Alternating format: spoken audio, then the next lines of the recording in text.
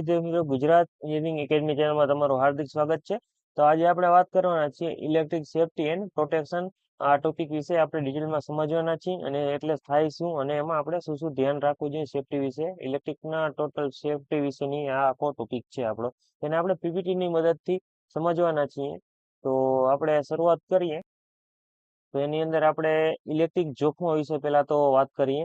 તો ઇલેક્ટ્રિક જોખમો છે એની અંદર તમને કહું તો કે શોર્ટ સર્કિટ એટલે કે શોર્ટ સર્કિટ હોય છે. શોર્ટ સર્કિટ વિશે વાત કરીએ તો કે શોર્ટ સર્કિટ આપણે એવું હોય કે ભાઈ ઘણાને શોક લાગે કે એવું થાય. એના માટે જો તમે એમસીબી કે ફ્યુઝ કે એવું કંઈ ના રાખેલું હોય તો કોઈને શોક લાગે તો એને કંઈ તમે બચાવી શકતા નથી. તમારે ફરજિયાત આપણે ફ્યુઝ રાખેલા હોય તો તમે એને કાઢી શકો, બરાબર. અથવા તો એમસીબી કે ઈએલસીબી રાખેલી હોય, અત્યારે તો આવે છે, તો ટ્રીપ થઈ જાય એ, તો તમને શોક ના લાગી શકે. અને બીજું છે આપણે ઇલેક્ટ્રિક શોક એટલે કે ઇલેક્ટ્રિક શોક મેં જેમ જેમ તમને હમણાં કીધું કે ઇલેક્ટ્રિક શોક લાગે કોઈને તો એનાથી બચી શકો. અને આ શોર્ટ સર્કિટ એટલે કે કોઈ પણ બે છેડા ભેગા થાય અને વાયરિંગને ને આપણા ઘરને પણ નુકસાન થઈ શકે છે. આગ લાગવાની પણ સંભાવના હોય છે. તો એને આપણે એનાથી બચવું હોય તો આપણે આપણા ઘરની અંદર ઇલેક્ટ્રિક સર્કિટમાં પ્રોટેક્શન ડિવાઇસીસ મૂકવા જોઈએ, જેમ કે એમસીબી છે, ફ્યુઝ છે, ઈએલસીબી છે. ઈએલસીબી આપણા માટે ખાસ ઉપયોગી છે, કેમ કે ઈ અર્થ લીકેજ સર્કિટ બ્રેકર એનું પૂરું નામ છે ને. તો આપણે ઝીણામાં ઝીણો અર્થ લીકેજ થાય તો પણ તમે બચી શકો. એટલે કે આપણે શોક લાગે એટલે અર્થ લીકેજ થયું તો એ એમસીબી ડાયરેક્ટ ટ્રીપ થઈ જાય છે. તો આ રીતે તમે પછી તમારા ઘરમાં કોઈ પણ ડિવાઇસ ઓવરલોડ એટલે કે ઓવરલોડ વધારે કરંટ લેવા માંડે, અચાનક એ બગડી જાય અને વધારાનો કરંટ લેવા માંડે તો પણ એમસીબી કે એલસીબી તમે રાખેલી હોય તમારા ઘરની અંદર ફિટ કરાવેલું, અત્યારે તો શોર્ટકટ પણ આવે છે, એ લગાવેલું હોય તો તે ડાયરેક્ટ ટ્રીપ થઈ જશે. પણ જો તેને લગાવેલું હોય તો શોર્ટ સર્કિટ થશે, વાયરિંગ બળવાના પણ ચાન્સીસ છે. નબળા વાયર વાપરવા ના જોઈએ. ક્યારે પણ તમારા ઘરની અંદર તમે વાયરિંગ કરાવો તો નબળા વાયર ક્યારે પણ વાપરવા ના જોઈએ. કેમ કે નબળા વાયર જો તમે વાપરશો તો તમારા ઘરના વાયરિંગને તો નુકસાન થશે જ આગળ જતા. ત્યારે તમને કાંઈ નહીં ફેર પડે, થોડાક ટાઈમ તો કાંઈ નહીં થાય. પણ જેમ જેમ આગળ જૂના જૂના થતા જશે તેમાં ઓવરલોડ થાય કે પછી શોર્ટ સર્કિટ થાય તો એ વાયર સળગી જશે અને અહીંયા ક્રેક પડી જશે નાનકડો. અને આગળ જતા તે ખરાબ પણ થઈ શકે છે અને વધુ આગ પણ લગાવી શકે છે. અને જો આગ લાગે તો શું થાય તો બધાને ખબર જ છે, ઘણાના ઘરમાં ઇલેક્ટ્રિક શોર્ટ સર્કિટના લીધે આગ લાગતી હોય છે. તો હવે આપણે આગળ વાત કરીએ એના પછીના ટોપિક વિશે. એના પછીનો આપણો પોઈન્ટ છે સેફટી સેફટી ઉપયોગો એટલે કે સેફટી ઉપકરણો કયા કયા છે. જેમ કે પેલું તો છે કે યોગ્ય અર્થિંગ કરવું જોઈએ. યોગ્ય ઘરની અંદર યોગ્ય જો અર્થિંગ ના કરેલું હોય તો ક્યારે પણ અર્થ લીકેજ કેવું થાય તો તમારા જેમ કે તમે મોટર કેવું લગાવેલું હોય ઘરમાં, બરાબર, અથવા તો વોશિંગ મશીન નો લઈ લ્યો ને, વોશિંગ મશીન ઘણાના ઘરમાં હોય છે, વોશિંગ મશીન લગાવેલું હોય તમારા ઘરમાં અને એ શોર્ટ સર્કિટ થઈ ગયું, એમાં તો જો કે અડધી બોડી પ્લાસ્ટિકની હોય છે એટલે કંઈ થાય નહીં, પણ એમાં કોઈ લોખંડનો ભાગ હોય ને એમાં તમારો હાથ કટ થઈ જાય તો તમને શોક લાગી શકે છે.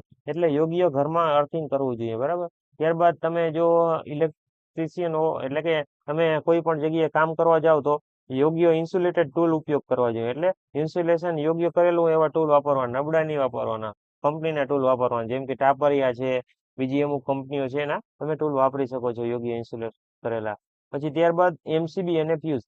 એમસીબી ઘરની અંદર લગાવવી જોઈએ અને ફ્યુઝ પણ લગાવવા જોઈએ. અને ઈએલસીબી પણ લગાવવી જોઈએ.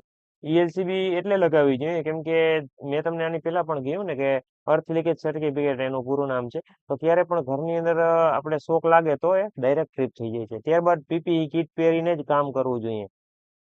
પીપીઈ કીટ એટલે કે આપણે કંપનીમાં બધા કામ કરવા જતા હોય એના કપડાં કેમ હોય છે, હેલ્મેટ હોય છે ને જેકેટ એનું પહેરેલું હોય છે, સેફટી હાથમાં ગ્લવ્સ પહેરેલા હોય છે રબરના, પછી સેફટી બૂટ પગમાં પહેરેલા હોય છે, એને પીપીઈ કીટ કહે છે. તો આ રીતે આપણે એ કીટ પણ પહેરવી જોઈએ. એના પછીનો ટોપિક છે એન્જિનિયર માટે સલામતી ગાઈડલાઈન. એન્જિનિયર હોય કોઈ પણ, આપણે બધા એન્જિનિયર જ કહેવાય ને અત્યારે, એના માટે સેફટી ગાઈડલાઈન શું છે એ આપણે જોઈએ. હંમેશા ઉચ્ચ ગુણવત્તાવાળા કેબલ્સનો ઉપયોગ કરવો જોઈએ. હંમેશા ઉચ્ચ ગુણવત્તાવાળા કેબલ્સ વાયરનો ઉપયોગ કરવો જોઈએ. નબળા વાયર કે એવું કંઈ વાપરવું ના જોઈએ. મેં તમને પહેલા જ કીધું, કેમ કે નબળા વાયર વાપરશો તો તમારી જ વેલ્યુ ડાઉન થશે. કેમ કે જો તમે નબળા વાયર વાપરશો તો એમાં ખરાબી વધુ આવવા માંડશે.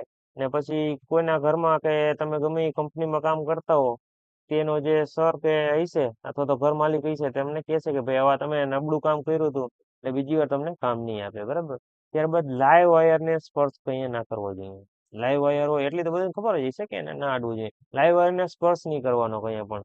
ચાલુ વાયર હોય એમ કે ચાલુ લઈને હું ભાઈ કામ નહીં કરું, પાવર કટ કરાવો તો જ હું મેન્ટેનન્સ કરીશ. આમાં બીજો ટોપિક પણ એ જ છે આપણો, પાવર કટ કર્યા પછી જ મેન્ટેનન્સ કરવું. ભાઈ એમસીબી કે ફ્યુઝ હોય એને કાઢીને પછી જ મેન્ટેનન્સ કરવાનું, એની પહેલા મેન્ટેનન્સ કરવું ના જોઈએ. ત્યારબાદ alarm and emergency stop system રાખો. એટલે કે ઘર કે એવું હોય કંપનીમાં કે એમાં તમે વાયરિંગ કરતા હો તેમાં એલાર્મ અથવા તો સ્ટોપ સિસ્ટમ રાખવી જોઈએ.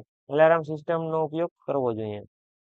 એટલે કે કોઈ પણ ફાયર એલાર્મ હોય, હજી કે ઈએલસીબી તમે રાખી હોય, એમસીબી રાખી હોય, અત્યારે શોર્ટકટ આવે છે એમાં એલાર્મ સિસ્ટમ નાખી હોય છે. તો એ રીતે તમારે ઇન્સ્ટોલ કરવા જોઈએ એલાર્મ સિસ્ટમ્સ. ત્યાર પછી છે ઇલેક્ટ્રિક પ્રોટેક્શન. ઇલેક્ટ્રિક પ્રોટેક્શન ની અંદર આપણે છે એટલે ઇલેક્ટ્રિક પ્રોટેક્શન ઉપકરણો એમાં કયા કયા આવે છે મેં તમને પહેલા જ જણાવી દીધું ને. એમસીબી મેઇન કરંટ બ્રેકર, ત્યારબાદ ઈએલ ઈએલસીબી એટલે કે અર્થ લીકેજ સર્કિટ બ્રેકર, બરાબર. ત્યારબાદ છે આપણે ત્યારબાદ આવે છે સર્ગ પ્રોટેક્શન, એટલે કે વીજળી પડે એના માટે આપણે લગાવવામાં આવે છે. આપણે મોટા આપણા ઘરમાં તો જો કે આ ના લગાવવું જોઈએ, હાલે આ ના લગાવીએ તો, પણ બહાર ઇન્ડસ્ટ્રી કે એવું હોય મોટી મોટી એમાં આ લગાવવામાં આવે છે. ત્યારબાદ છે ફ્યુઝ. ફ્યુઝ તો બધા લગાવતા જ હશે ઘરમાં ને બધી જગ્યાએ, ફ્યુઝ પણ લગાવવા જરૂરી છે. ત્યારબાદ આગળ જોઈએ. ત્યાર પછી આવે છે ઇમરજન્સી પ્રક્રિયાઓ. ઇમરજન્સી પ્રક્રિયાઓમાં આપણે શું કરવું જોઈએ? જેમ કે ઇલેક્ટ્રિકલ આગ લાગે છે ત્યારે CO2 અને ડ્રાય પાવડર ફાયર એક્સટેન્શન્સનો ઉપયોગ કરવો જોઈએ.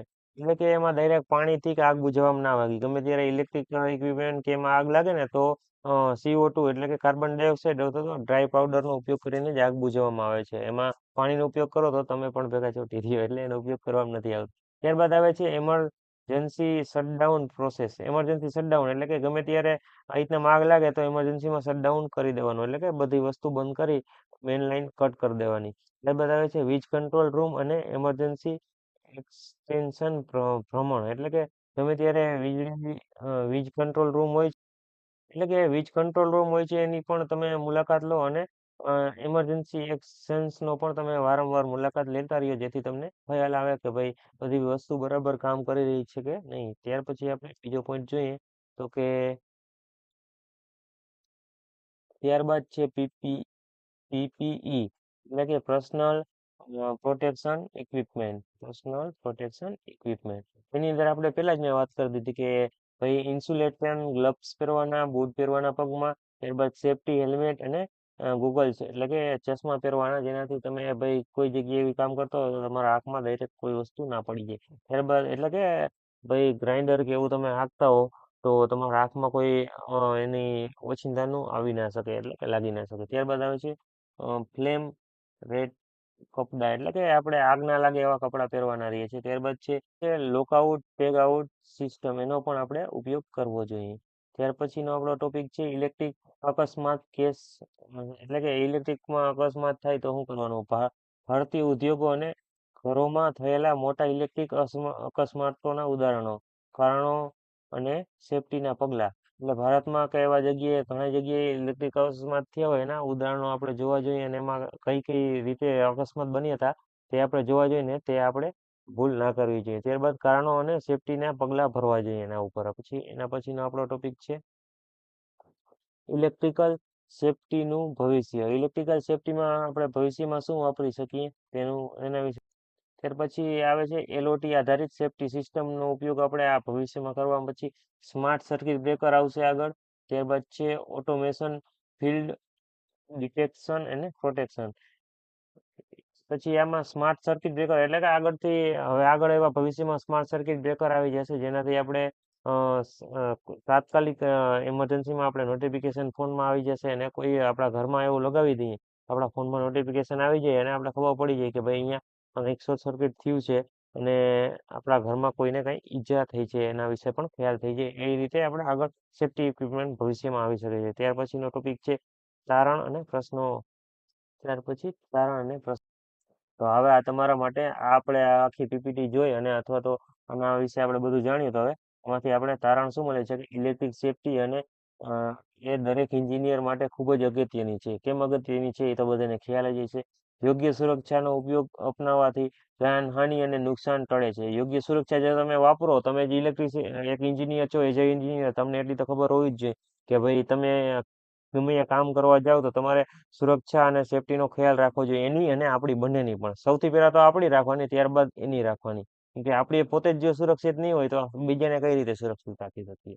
હવે આ જ રીતે હવે નવા વિડીયો જોવા માટે અમારી ચેનલને સબસ્ક્રાઈબ કરો, અને તમને જો કોઈ પણ જાતનો પ્રશ્ન હોય તો અમને પૂછી શકો છો કોમેન્ટ કરીને, અથવા તો અમને પર્સનલમાં મેસેજ કરીને. તમને કોઈ પણ પ્રશ્ન હોય તો પહેલા તો કોમેન્ટ કરો. જો કોમેન્ટમાં રિપ્લાય ના મળે તો તમે ઇન્સ્ટા અથવા તો ટેલિગ્રામમાં અમને મેસેજ કરી શકો છો.